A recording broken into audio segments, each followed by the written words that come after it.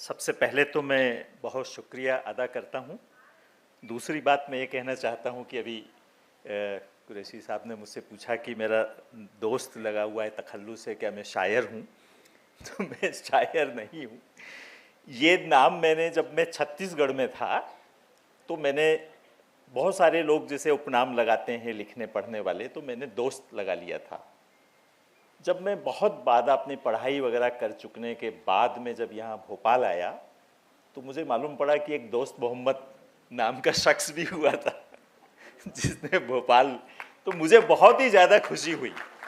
और तब तक मुझे ये पता नहीं था। तो ये तो एक मेरा ताल्लुक़ है। लेकिन जैसा कि हम लोग हिंदुस्तानी, जिसको ज़ुबान कहा जाता था, जिसके इधर और उधर हिंदी और उर्दू दो भाषाएं जो लैंग्वेज हैं, उसकी सियासत में जाए बगैर मैं बस ये बात कहना चाहता हूँ कि हिंदुस्तानी ज़ुबान में मैं बोलूँगा, लेकिन उसमें जो मेरे बोलने के लहजे में शायद नुक्तों की गड़बड़ी होगी, तो उसमें आप नुक्ताचीनी ज़्यादा ना करें।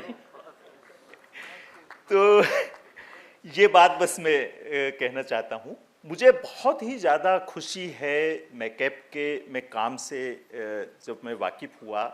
तो मुझे एक्चुअल में यकीन ही नहीं हुआ कि इतना एक ज़बरदस्त, इतना ज़रूरी काम अगर हम कहें कोई एक संस्था कर रही है और इतने लगन के साथ में, समर्पण के साथ में उस काम को कर रही है। तो मैं यहाँ आप लोगों की तरह ही कुरैशी साहब को, अनुराधा जी को और इन लोगों को सुनने के लिए आया हूँ। लेकिन मैं थोड़ी सी कुछ बातें कहना चाहूँगा कि जो तालीम है उसका महत्व जो है, उस महत्व को हम लोग आज तक क्यों नहीं समझ पाते हैं। इसमें एक थोड़ा सा पेंच होता। हम जानते हैं कि दुनिया लगातार बदल रही है, ज़माना लगातार बदल रहा है। नया ज़माना आज से करीब 100-150 साल पहले एक नया ज़माना, नया दौर, इस तरह के लफ्ज़ काफ़ी ज़्यादा आम फहम होने लगे थे। लेकिन ज़माना नया से नया होता जा रहा है। अब नया ज़माना भी काफ़ी पुराना हो गया है। उसके बाद जो ज़माना आ रहा है वो काफ़ी ख़तरनाक AI वाला और टेक्नोलॉजी वाला वो ज़माना भी आ रहा है। लेकिन एक बात तो शायद हमको माननी पड़ेगी कि ज़माना बदल गया है, दुनिया बदल गई है। और बदलने में ऐसा नहीं है कि जो कुछ नया आ रहा हो वो अच्छा ही हो और जो कुछ रवायत में था वो ख़राब ही हो, ऐसी कोई बात नहीं है। हम देखते हैं कि जहाँ तक रवायत का सवाल आता है तो सबसे पहले उससे कुदरत जुड़ जाती है। जैसे जैसे दुनिया तरक्की कर रही है हम कुदरत से दूर होते जा रहे हैं। हम हवा, पानी, जंगल, पेड़ पौधे, उससे दूर होते जा रहे हैं। जैसे जैसे हम तरक्की करते जा रहे हैं वैसे हम नाते, रिश्तेदारी, है ना, दोस्ती, इन सब से भी दूर होते जा रहे हैं। और जिसको आप ये कह सकते हैं कि अब तो ये हालत आ गई है AI, कंप्यूटर और टेक्नोलॉजी के कारण कि एक इंसान होने के एहसास से भी हम दूर होते जा रहे हैं। और यही वजह है कि इंसान को आज रिमोट कंट्रोल की तरह, जैसे हमने जब रिमोट कंट्रोल आया था, मेरी जनरेशन ने तो वो पहली बार देखा था 15-20 साल पहले, तो हमने देखा था रिमोट कंट्रोल से टीवी को नचाया जा सकता है। लेकिन आज मोबाइल वगैरह में जो रिमोट कंट्रोल है, जो बड़े बड़े कॉरपोरेट घरानों के पास में हैं, जो बड़ी बड़ी ताकतों के पास में हैं, उनसे इंसानों को भी नचाया जा सकता है। इसलिए जो पुराना है, जो रवायती है, जो छूटता जा रहा है, उसका नॉस्टैल्जिया बहुत है, उसका दर्द बहुत है। आज जो तमाम किस्म के आप लोग जब तालीम से जुड़े हुए हैं, सबसे बड़ा आज अगर किसी को कहा जाए कि उसको खुशी कब मिलती है, बहुत तरक्की हो गई, बहुत आगे बढ़ गया, बहुत नाम हो गया, बहुत बड़े पदों पे पहुंच गया, बहुत साहब मतलब जिसको कहना चाहिए, या एक ऐसा पॉपुलर किस्म का एक इंसान बन गया, लेकिन जब वो अपने पुराने किसी स्कूल में, किसी कॉलेज में पहुंचता है और एल्यूमनाई से मिलता है जो उससे बड़े बेतकल्लुफ़ी के साथ में बात कर सकते हैं, जब वो पुरानी चीज़ों को देखता है तो उसको एक असली खुशी हासिल होती है।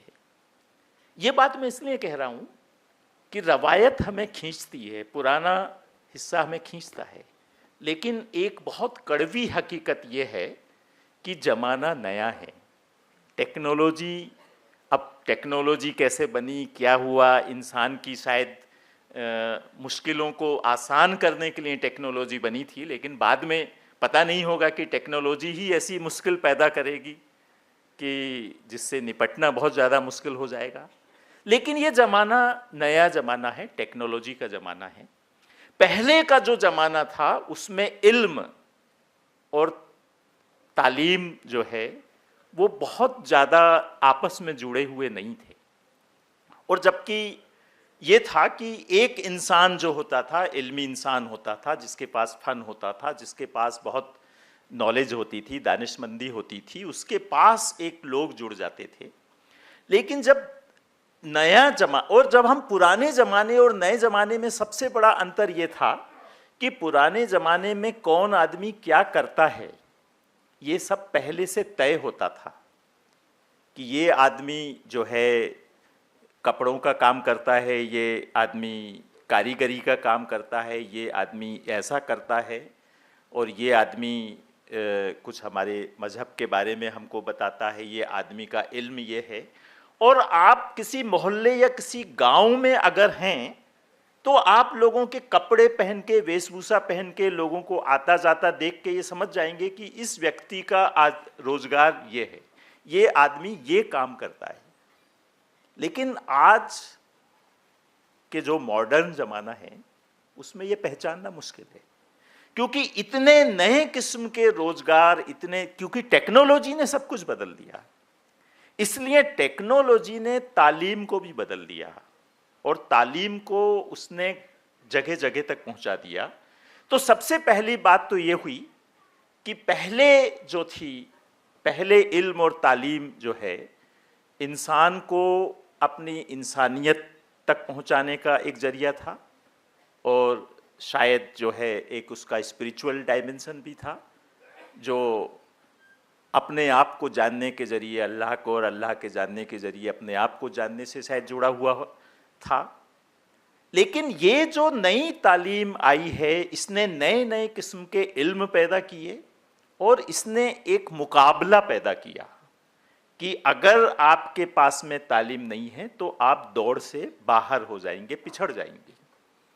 और इसने फिर एक नए किस्म का, जो पहले हम कह सकते हैं कि जो पुराना ज़माना था उसमें जातियां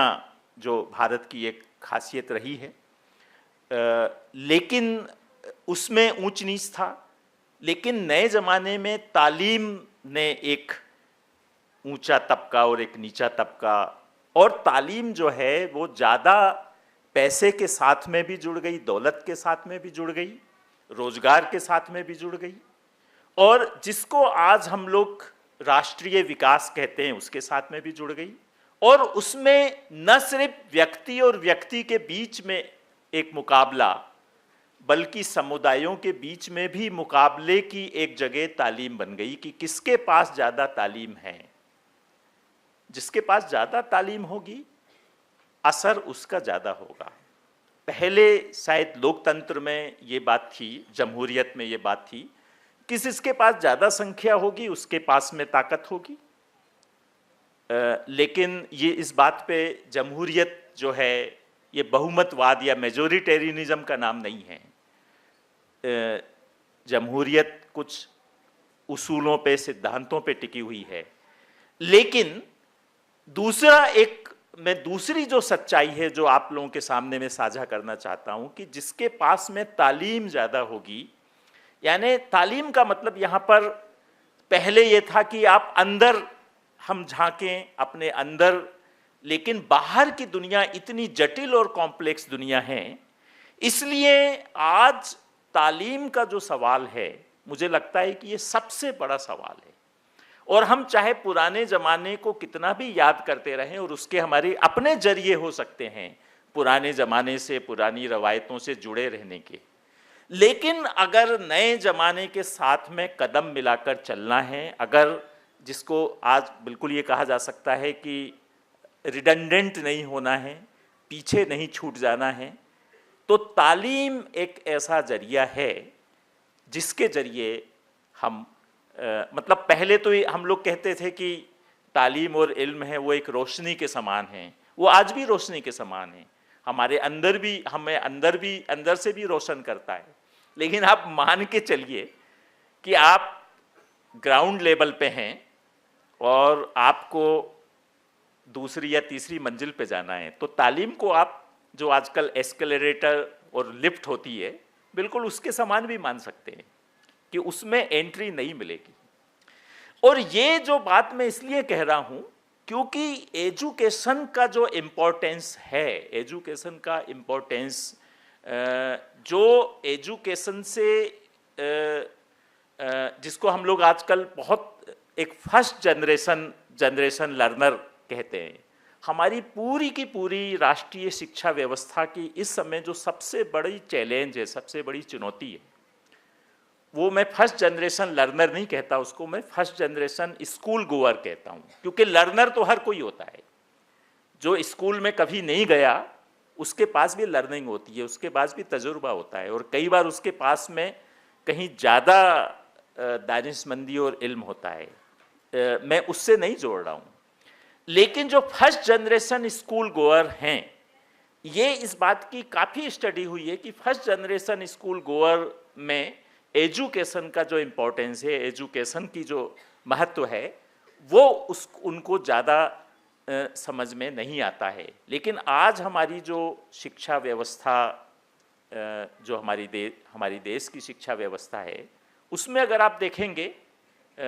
मेरे समय तक, मेरे सीनियर्स भी यहाँ बैठे हुए हैं, हम सब लोग सरकारी स्कूलों में पढ़े। सरकारी स्कूलों की तादाद बहुत कम थी। वो एक मिडिल क्लास को, या जो पहले से पढ़े हुए लोग हैं और जो पहले से पढ़ने लिखने के तालीम के इम्पोर्टेंस को समझते हैं, महत्व को समझते हैं, उनके लिए वो स्कूल थे। लेकिन इसके बाद में जब शिक्षा का फैलाव हुआ, उसी समय भारत में प्राइवेट एजुकेशन की बीमारी आ गई और सरकारी स्कूल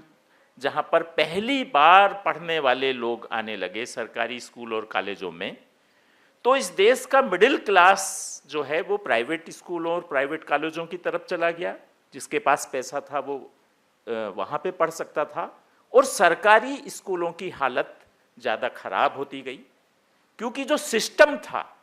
उस सिस्टम को भी इस बात की बहुत ज़्यादा परवाह नहीं थी कि जो पहली बार जो लोग पढ़ने आ रहे हैं उनके लिए वो स्कूल और कॉलेजेस को कैसे बनाया जाए। और यही शायद वजह है, मैं अजीम प्रेमजी यूनिवर्सिटी से जुड़ा हुआ हूँ। इसके पहले मैंने अजीम प्रेमजी फाउंडेशन में काम किया। अजीम प्रेमजी से आप सब लोग वाकिफ़ होंगे, विप्रो के और एक काफ़ी बड़े इंडस्ट्रियलिस्ट हैं हिंदुस्तान के, लेकिन वो शायद एक ऐसे इंडस्ट्रियलिस्ट हैं जिन्होंने अपने पैसे में से, अपनी दौलत का एक बहुत बड़ा हिस्सा जो है वो तालीम और हेल्थ, सेहत। अभी ये बेंगलोर में उन्होंने एक यूनिवर्सिटी बनाई, अब दूसरी भोपाल में, तीसरी रांची में बन रही है, चौथी गुवाहाटी में बनेगी, और श्रीनगर कश्मीर में भी बनाने का, लेकिन अभी वो उसका प्लान अभी थोड़ा सा रुका हुआ है। और इसी तरीके से अब वो हॉस्पिटल और दूसरे वाले इलाकों में भी आए हैं। तो अजीम प्रेमजी फाउंडेशन और यूनिवर्सिटी का जो सबसे बड़ा मोटो है, वो मोटो है इस समाज को, इस दुनिया बदलना, एक ऐसा समाज बनाना जो भारतीय संविधान के जो मूल्य हैं, जो बराबरी के मूल्य हैं, जो इंसाफ के मूल्य हैं, उन पर आधारित एक, जिसको हम लोग कहते हैं कि सेकुलर सोशलिस्ट सॉवरेन, जो हमारे कॉन्स्टिट्यूशन के प्रियम्बल में लिखा हुआ है। तो अजीम प्रेमजी फाउंडेशन का मोटो भी यही है कि हमारे कॉन्स्टिट्यूशन के आधार पर और आज हम ये जानते हैं कि हिंदुस्तान में आज हालत ये है कि वैसे तो संविधान शायद सर्वोपरि होना चाहिए, लेकिन संविधान अपने मतलब ये शायद बहुत कहना अतिशयोक्ति नहीं होगी कि हमारे देश का जो आइन है, संविधान है, वो एक प्रकार से, और ये हमारे देश में नहीं हो रहा है, दुनिया के बहुत सारे देशों में हो रहा है, वो अपने वजूद की लड़ाई भी लड़ रहा है और उसके उन मूल्यों के खिलाफ जो हमारे समाज में ऐसी ताकतें जो हैं वो काफ़ी मजबूत हुई हैं। तो अजीम प्रेमजी यूनिवर्सिटी का एक जो मकसद है अजीम प्रेमजी फाउंडेशन का, वो सरकारी एजुकेशन सिस्टम को मजबूत करना है, क्योंकि जब तक सरकारी एजुकेशन सिस्टम मजबूत नहीं होगा, जो गैर बराबरी है तालीम के क्षेत्र में, और तालीम के क्षेत्र में अगर गैर बराबरी है ना, तो वो गैर बराबरी हर जगह जाती है, वो समाज में जाती है, वो अर्थव्यवस्था में जाती है, क्योंकि आजकल जो ड्राइविंग फोर्स है, चाहे वो इकोनॉमी हो, चाहे वो कोई हेल्थ हो, एजुकेशन हो, हर चीज़ की ड्राइविंग फोर्स जो है तालीम है, क्योंकि हर चीज़ की तालीम हासिल करनी है। इसलिए उस एक मकसद से अजीम प्रेमजी फाउंडेशन और यूनिवर्सिटी काम कर रही है। भोपाल में अजीम प्रेमजी, मैं आप लोगों को मैकेफ के से जुड़े हुए सभी लोगों को मैं ये भी बताना चाहूँगा कि हमारे यहाँ अंडर ग्रेजुएट कोर्सेज हैं, जिसमें अभी BSc biology, history, economics, social science, English literature में बीए के कोर्सेज हैं, और MA in education and MA in public health, ये अभी 2 पोस्ट ग्रेजुएट कोर्सेज भी चालू हुए हैं। और आने वाले दिनों में अभी एक करीब 55 एकड़ की ज़मीन पर वो यूनिवर्सिटी बन रही है, और आने वाले दिनों में काफ़ी ज़्यादा वो शुरू होंगे। और इसमें स्कॉलरशिप जो है, अभी आज की तारीख में करीब 90% जो स्टूडेंट्स हैं वो स्कॉलरशिप पे हैं, और इसको अजीम प्रेमजी फाउंडेशन की जो स्कॉलरशिप है वो इसके अलावा भी अपनी यूनिवर्सिटी में पढ़ने के लिए भी है, और बाकी बाहर कॉलेज और यूनिवर्सिटीज़ में पढ़ने के लिए भी है। तो मैं एक अपने थोड़ी सी एक अपनी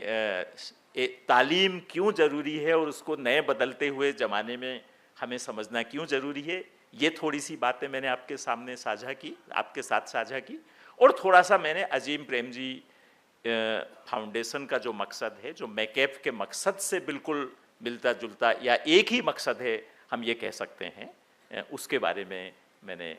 आपके सामने थोड़ी बातें की। और मुझे यहाँ पर आकर और एक रोशनी के एक जो जज्बा है उसके साथ में जुड़कर मुझे बहुत ज़्यादा खुशी हुई। बहुत शुक्रिया।